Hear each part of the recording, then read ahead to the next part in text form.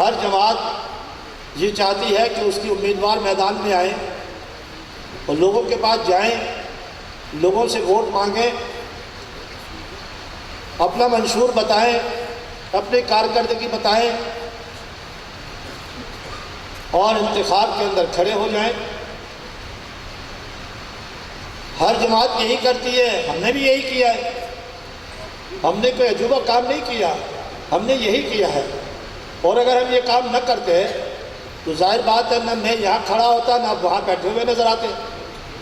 اس لیے ہم نے یہ کام کیا ہے کہ ہم اور آپ ایک ہی کشتی کے سوار ہیں، ہمارے مسائل ایک ہیں، ہماری ضرورتیں ایک ہیں، ہمارا نفع اور نقصان ایک ہے، ہمارا جینا اور مرنا بھی ساتھ ہے۔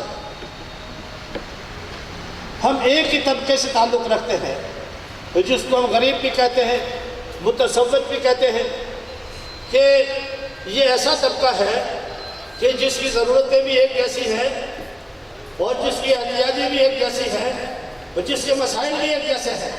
ان تمام لوگوں کو ہم نے جمع کیا کہ آؤ سر جوڑ کر بیٹھو اور پھر فیصلہ کرو کہ ہمیں کرنا کیا ہے۔ میں نے اس تقریر میں یہ کہا تھا کہ ہم یہ فیصلہ بھی کر سکتے ہیں کہ ہم کسی کو ووٹ نہ دیں، ہم انتخاب کا بائیکاٹ کر دیں، اس لیے کہ ووٹ دینے کے نتیجے میں ہم کو ملا کیا، ووٹ دینے کے نتیجے میں ہم کو کیا ملا، یہ ہم ان لوگوں سے پوچھیں گے جو ہم سے ووٹ مانگنے کے لیے آئیں گے۔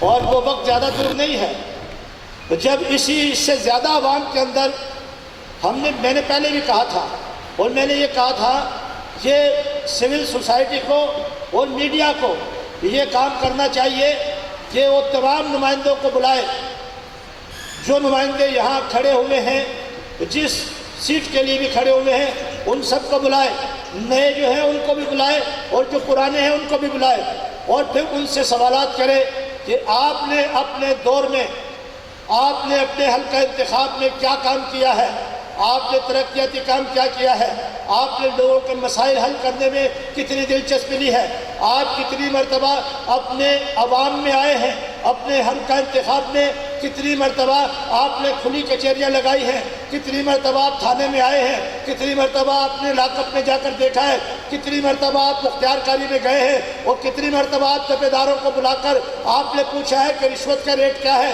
اور کتنی مرتبہ آپ بلدیہ میں گئے ہیں اور جا کر پوچھا ہے کہ صفائی کا انتظام کیا ہے۔ آپ نے یہ معلوم کیا، واپڈا میں کبھی آپ گئے ہیں اور آپ نے پوچھا کہ لوگ اوور ریڈنگ کے بلوں کو کس طرح سے جو دے رہے ہیں اور کتنی مصیبت کا شکار ہے۔ جب وہ یہاں آئے، سول سوسائٹی کے سامنے آئے اور میڈیا کے سامنے آئے، تو پھر اس میڈیا کے نمائندے کو اور سول سوسائٹی کو اور عوام کو حق ہے کہ وہ ان سے پوچھے کہ بتاؤ یار تم نے کیا کیا۔ تم نے تو یہ کیا کہ جن تعلیمی اداروں میں تم نے تعلیم حاصل کی، اب تم کو شرم آتی ہے اپنے بچوں کو ان تعلیمی اداروں میں بھیجنے کے لیے۔ جن تعلیمی اداروں نے تم کو ڈگریاں دی، ان تعلیمی اداروں کو تم نے تباہ و برباد کر کے رکھ دیا۔ جو آنے والی نسل ہے وہ تم سے پوچھے گی کہ تم نے ہمیں کیا دیا۔ تم ہمیں ڈگریاں تو نہیں دے سکے، لیکن تم نے گلی گلی کے اندر شراب کی دکانیں کھلوا کر ہمارے ہاتھ میں شراب کی بوتلیں ضرور تھما دی۔ تم نے ہیروئن کے اڈے قائم کر کر اور چرس کے اڈے قائم کر کر تم نے نوجوان نسل کو چرسی بنانے کی کوشش کی، ہیروئنی بنانے کی کوشش کی، شرابی بنانے کی کوشش کی، لیکن تم نے اس نوجوان کو تعلیم کے میدان میں آگے بڑھانے کی کوشش نہیں کی۔ اگر میں یہ بات غلط کہہ رہا ہوں تو وہ اس کا جواب دیں گے کہ ہم نے دیہاتوں میں تعلیم کا جال پھیلا دیا۔ وہ اس کا جواب دیں گے کہ آپ کا یہ جو شہر تعلیم سے محروم تھا، آپ کا جو شہر یہ اسکولوں سے محروم تھا، اس شہر کو ہم نے اسکول دیے، اس شہر کو ہم نے کالج دیے، اس شہر کو ہم نے تعلیم کے میدان میں آگے نکالا۔ آؤ کالج میں جا کر دیکھو، ہزاروں طالب علم آپ کو صبح وہاں کلاسوں میں نظر آئیں گے، کوئی استاد اسکولوں سے غائب نظر نہیں آئے گا۔ بچوں کو دیکھو کتنی شاندار کامیابی حاصل کرنی۔ آؤ نا بتاؤ، تم بھئی بتاؤ اگر تم نے یہ کام کیے ہیں۔ چلو ہسپتالوں میں چل کر دیکھو ہم نے کتنا شاندار جو ہے نظام قائم کیا ہوا ہے۔ ہم نے ہر مشین وہاں پر لا کر رکھی ہوئی ہے، ہم نے ہر جو ماہر ڈاکٹر وہاں پر رکھا ہوا ہے،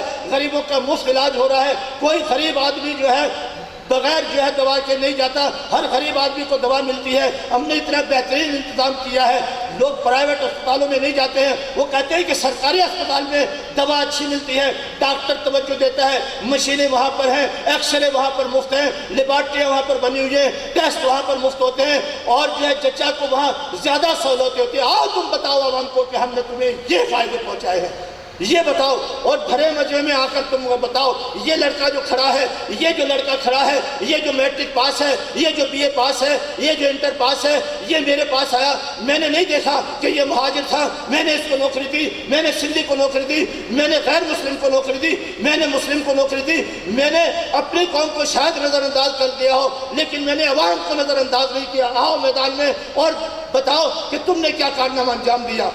یہ پوچھنے کا تو حق ہے کہ نہیں ہے؟ آپ سے میں پوچھتا ہوں، آپ سے میں پوچھتا ہوں کہ ہم کو یہ پوچھنے کا حق ہے کہ نہیں ہے کہ تم نے ہمارے ووٹوں سے منتخب ہو کر اسمبلی میں پہنچنے کے بعد ہمارے لیے کیا کیا؟ تم نے ہمارے تعلیمی اداروں کے لیے کیا کیا؟ ہمارے اسپتالوں کے لیے کیا کیا؟ ہمارے روڈز کے لیے کیا کیا؟ اور ہمارے بچوں کے لیے کیا کیا؟ ان کے روزگار کے لیے کیا کیا؟ ان کی تعلیم کے لیے کیا کیا؟ ان کے مستقبل کے لیے کیا کیا؟ مجھے یہ بات کہنی نہیں چاہیے لیکن میں بہت افسوس کے ساتھ یہ بات کہتا ہوں۔ عید کو گزرے ہوئے کتنے مہینے گزر گئے، عیدگاہ کے اندر ایک قرارداد منظور ہوئی، جامع مسجد میں قرارداد پیش کرنے کی کوشش کی گئی، دوسری مساجد میں قرارداد پیش ہوئی۔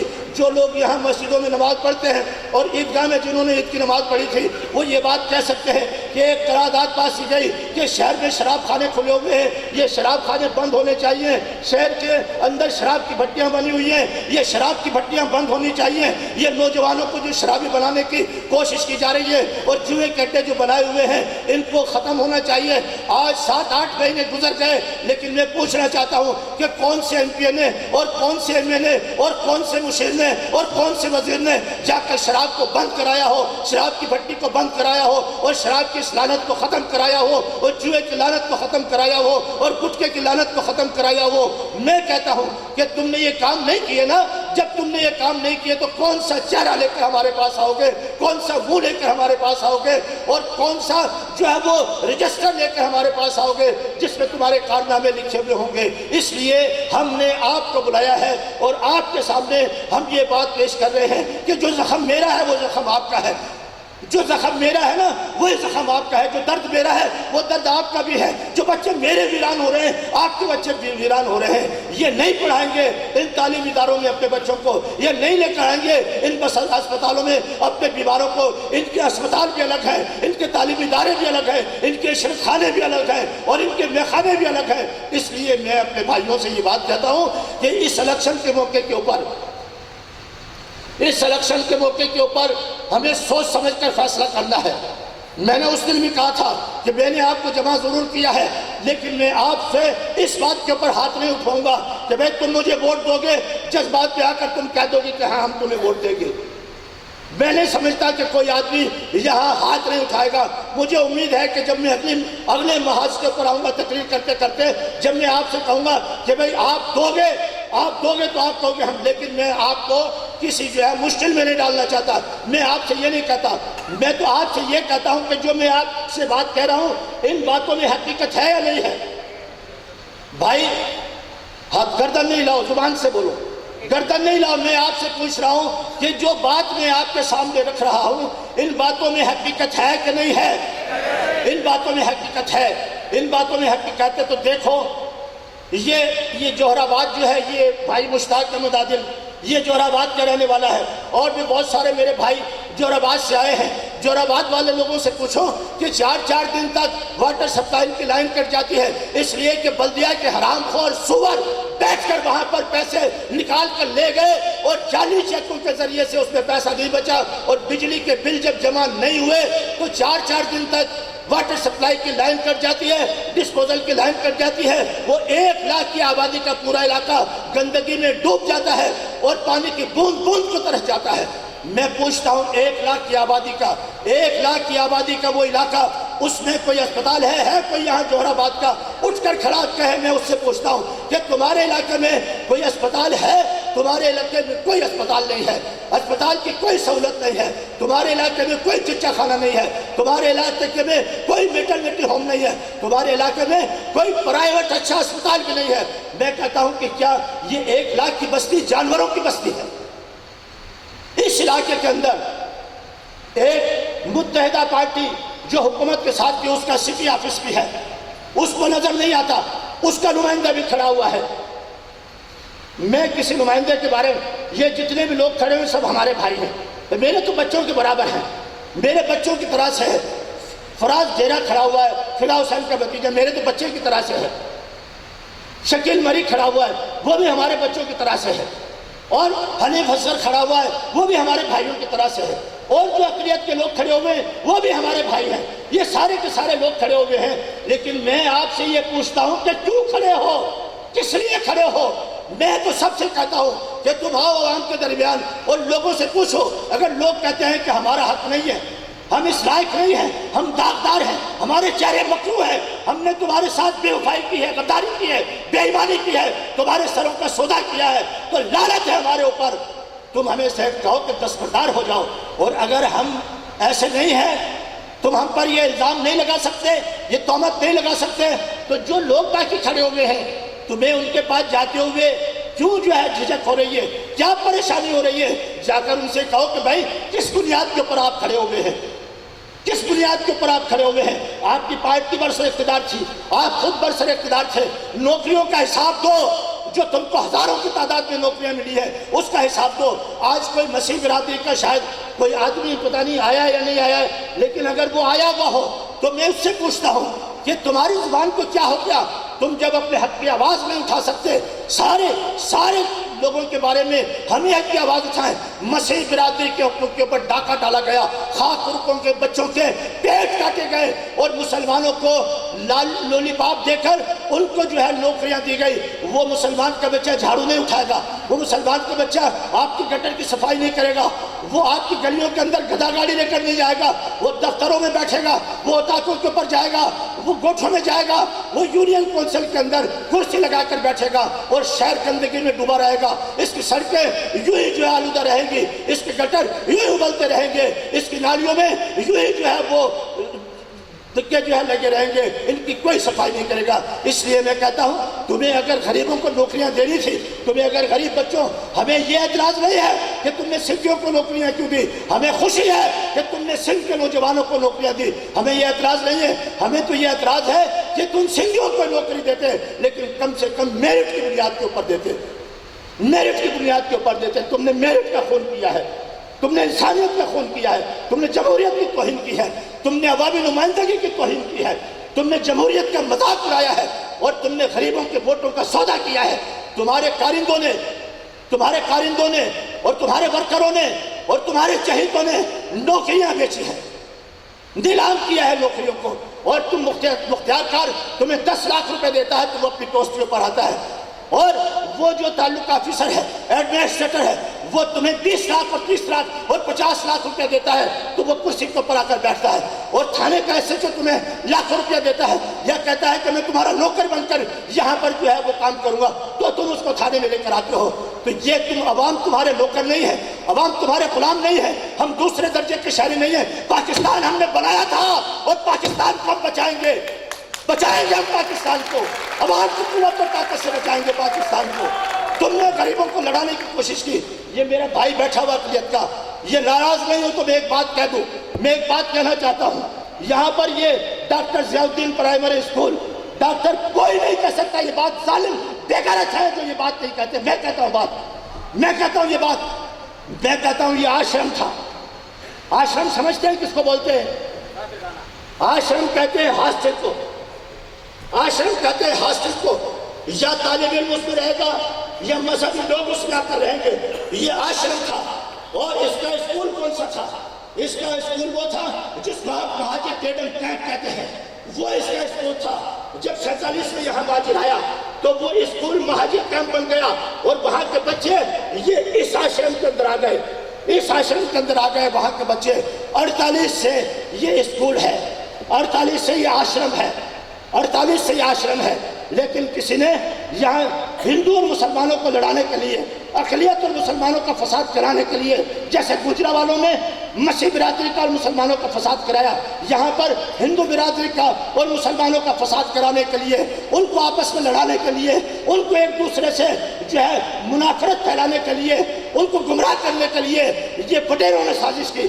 یہ پوچھو کس کے وہ حاری تھے جنہوں نے اس آشرم کے اندر مورتیاں لا کے رکھی اور شہر کی فضا کو خراب کرنے کی کوشش کی کہ شہر کو، کہ امن کو برباد کر دیا جاتا، اس کو تباہ کر دیا جاتا، یا ہندو مسلم فساد کرایا جاتا، لیکن ہم نے نہیں ہونے دیا۔ ہم نے کہا کہ نہیں، یہ ہندو ہمارے بھائی ہیں، یہ ہمارے بھائی ہیں، یہ ہمارے دھرم کے بھائی نہیں، یہ آدم علیہ السلام کی اولاد کے حوالے سے ہمارے بھائی ہیں، ان کی عزت ہماری عزت ہے، ان کی عزت ہماری عزت ہے، ان کی جان ہماری جان ہے، ان کی آبرو ہماری آبرو ہے، ان کے مسائل ہمارے مسائل ہیں، ہم ان کو تنہا نہیں چھوڑیں گے۔ لیکن کوئی ان میں یہ کہنے والا نہیں ہے، کوئی ان کے اندر ایسا آدمی نہیں ہے جو جا کر یہ کہتا، ہندو برادری کے لوگوں سے جا کر کہتا کہ خیر سگالی کے طور کے اوپر، بھائی چارے کے طور کے اوپر تم ان وڈیروں کی سازشوں میں مت آؤ، تم اس فساد کے اندر مت کودو، یہ تمہیں مروانا چاہتے ہیں، یہ شہر کو برباد کرنا چاہتے ہیں، یہ ہندوستان کا جو ہے وہ پجاری یہاں پر آئے گا، چالے نکل آئے گا وہ یہاں پاکستان کے اندر، وہ آ سکتا ہے، وہ آ سکتا ہے، اس کو آنے کی اجازت ہے، لیکن کتنے لوگ ہیں جو جاسوسوں کے بھیس میں آ کر یہاں چنگاری پھینک جائیں گے، یہاں آگ لگا جائیں گے، پھر ہم لڑتے رہیں، ہم نہیں لڑیں گے، نہیں لڑنے دیں گے انشاءاللہ تعالیٰ کسی کو۔ اس لیے میں نے آپ کے سامنے یہ بات کھول کے رکھ دی ہے۔ میں پوچھتا ہوں 48 سے جو اسکول ہے، 48 سے جو اسکول ہے، تم نے یہ کیا اس کے اندر، تم نے یہ سازش کی اس کے اندر، تم نے اپنے دور اقتدار میں یہ بدمعاشی کی کہ تم نے ہندو اور مسلمانوں کو لڑانے کی کوشش کی۔ میں کہتا ہوں اقتدار ایسے نہیں ملے گا، اقتدار ایسے نہیں ملے گا۔ میں تو لعنت بھیجتا ہوں ایسے اقتدار کے اوپر جس میں ہندو اور مسلمان کا جھگڑا ہو، جس میں مسلمان کا جھگڑا ہو، جس میں دیوبندی اور بریلوی کا جھگڑا ہو، جس میں شیعہ اور سنی کا جھگڑا ہو، جس میں مہاجر اور سندھی کا جھگڑا ہو، جس میں پٹھان اور پنجابی کا جھگڑا ہو۔ تم نفرت کے بیج بو کر، نفرت کی بنیادیں ڈال کر، لوگوں کو آپس میں لڑا کر، اور تم اپنا الو سیدھا کر کر تم کہتے ہو، مہاجروں کو ڈراتے ہو کہ سندھی تم کو کھا جائیں گے، سندھیوں کو ڈراتے ہیں ایک دن تمہارے اوپر آ جائے گی، ہندوؤں کو ڈراتے ہو کہ یہ مکڑ تم کو کھا جائیں گے، اور مکڑوں کو تم ڈراتے ہو کہ یہ سب تم کو تباہ کر دیں گے، اس لیے تم ہمارا ساتھ دو۔ ہوش کے ناخن لو، ہوش کے ناخن لو۔ خدا کی قوت اور طاقت جو ہے سب سے بڑی ہے، دنیا میں کوئی کسی کا کچھ نہیں بگاڑ سکتا، کوئی دنیا میں کسی کا کچھ نہیں بگاڑ سکتا۔ اس لیے میں آپ سے یہ بات کہتا ہوں، میں جو آپ سے بات کہہ رہا ہوں، یہ میری بات لکھ لیں آپ۔ اگر میں اس اسٹیج پہ کھڑا ہو کر کوئی غلط بیانی کروں، وہ بھائی آپ پڑھے لکھے لوگ بیٹھے ہوئے سارے کے سارے، یہ سب جو قطار بیٹھی ہوئی ہے، یہ تعلیم یافتہ لوگوں کی بیٹھی ہوئی ہے، یہ شہر کے نمائندے بیٹھے ہوئے ہیں، یہ ہمارے کونسلر حاجی صلاح الدین، ان کو سارا معلوم ہے کہ کیا ہو رہا ہے، تھانوں میں کیا ہو رہا ہے، میونسپلٹی میں کیا ہو رہا ہے، بلدیہ میں کیا ہو رہا ہے، مختار کار کے پاس کیا ہو رہا ہے، ہسپتالوں میں کیا ہو رہا ہے، سب ان کو معلوم ہے، سب عوام کو معلوم ہے۔ میں جو کچھ بھی جور آباد کا میں نے بتایا آپ کو، جور آباد کی میں نے ایک اور میں آپ کو بات بتاؤں، اس سے بھی زیادہ سنگین بات ہے۔ یہ محمدی چوک دیکھا ہے آپ نے، محمدی چوک، یہ چوک کس کے نام سے منسوب ہے؟ ہمارے پیارے محمد عربی صلی اللہ علیہ وسلم کے نام سے منسوب ہے یہ چوک۔ یہ چوک نبی پاک صلی اللہ علیہ وسلم کے نام سے یہ چوک منسوب ہے۔ اس چوک کے اوپر 99 نام اللہ تعالیٰ کے ہیں، 99 نام نبی پاک صلی اللہ علیہ وسلم کے ہیں، درود شریف نبی پاک صلی اللہ علیہ وسلم کی ہے، کلمہ طیبہ اس کے اوپر لکھا ہوا ہے، قرآن مجید کی آیات اس کے اوپر لکھی ہوئی ہے۔ یہ محمدی چوک ہے، یہ محمدی چوک ہے، یہ مینار کھڑے ہوئے ہیں، آپ نے ادھر بھی ایک بت لگا دیا، ادھر بھی ایک بت لگا دیا، ادھر بھی ایک بت لگا دیا، آپ نے قد آدم تصویریں اس کے سامنے لگا کر اس کی حرمت کو پامال کیا ہے، آپ نے اس کی حرمت کو پامال کیا ہے، اس کی تم نے بے ادبی کی ہے۔ کدھر گئی وہ مذہبی جماعتیں، کدھر گئے وہ خطیب جو مسجدوں میں تقریریں کرتے ہیں؟ کیا تمہارا کام یہ لڑانا ہے آپس کے اندر؟ تم نے محمد عربی صلی اللہ علیہ وسلم کے ناموس کی جو بے حرمتی ہوئی، ان کے ناموں کی جو بے حرمتی ہوئی، اس کے سامنے لا کر جو تصویریں لگا دی گئی، جھوٹ تو نہیں کرا میں بھائی، جھوٹ کہہ رہا ہوں میں؟ اچھا اگر جھوٹ نہیں کہہ رہا تو جو کچھ آنکھوں سے دیکھا یہ تو سچ ہے نا، تو یہ کرنا چاہیے تھا ان کو۔ ارے پورا شہر پڑا ہوا ہے، تم کو اگر اپنے لیڈروں سے اتنا پیار ہے تو سارا شہر پڑا ہوا ہے، تمہارا گھر پڑا ہوا ہے، تم اپنے گھر کے سامنے کھمبا گاڑ کر اس کی تصویر لگاؤ، کون تمہیں روکتا ہے؟ لیکن پیارے محمد صلی اللہ علیہ وسلم کے نام سے جو چوک منصوب ہے اس کے سامنے تم تصویریں لگا دیتے ہو۔ میں کہتا ہوں کہ یہ مناسب بات نہیں ہے، مناسب بات نہیں، اس لیے میں ٹھیکیدار نہیں ہوں، میں ٹھیکیدار نہیں ہوں نبی صلی اللہ علیہ وسلم کی محبت کا۔ سب مسلمان نبی صلی اللہ علیہ وسلم سے محبت کے دعوے دار ہیں، تو میں یہ بات کہتا ہوں کہ بھول چک میں بھی یہ بات ہوئی ہے تو آئندہ مت کرنا، آئندہ مت کرنا۔ ابھی تو اکھاڑ دیے وہاں سے، وہ ابھی وہ ہٹا دیے۔ چیف جسٹس آ رہا تھا نا، چیف آ رہا تھا، اللہ تو اوپر دیکھ رہا تھا، اس کی پرواہ نہیں تھی، چیف آ رہا تھا، چیف کی پرواہ تھی، اس لیے وہاں سے وہ ہٹا دیے۔ ہو سکتا ہے بعد میں لگا دیں، لیکن محمد کے ناطے سے، محمد صلی اللہ علیہ وسلم کے ناطے سے مت لگا دو، اس کا احترام کرو۔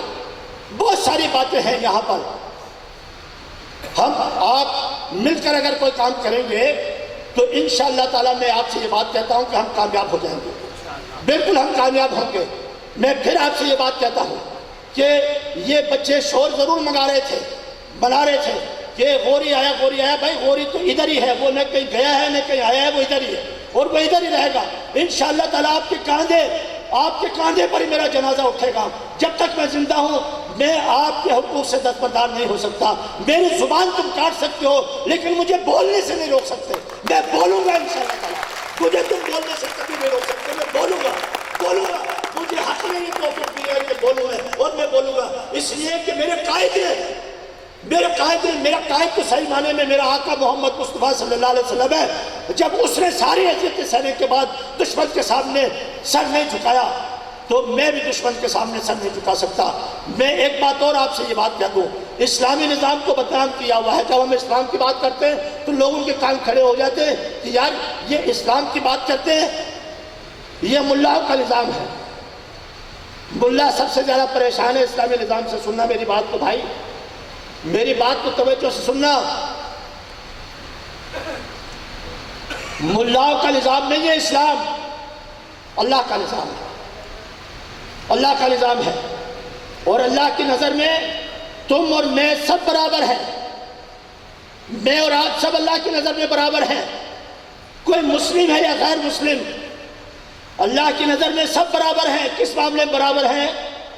کس معاملے میں برابر ہیں؟ حقوق کے معاملے میں برابر ہے۔ اسلامی نظام کا مطلب یہ ہے کہ مسلمان کو اور غیر مسلم کو اس کو مکان دیا جائے گا، اس کو علاج دیا جائے گا، اس کو تعلیم دی جائے گی، اس کے دھرم کا احترام کیا جائے گا۔ یہ ہے اسلام، یہ ہے اسلام۔ یہ اسلامی نظام کے اندر اس کو مندر بنانے کی اجازت ہے۔ اس کا مندر ٹوٹ گیا تو اسلامی حکومت اس کی مرمت کے لیے پیسے دے گی۔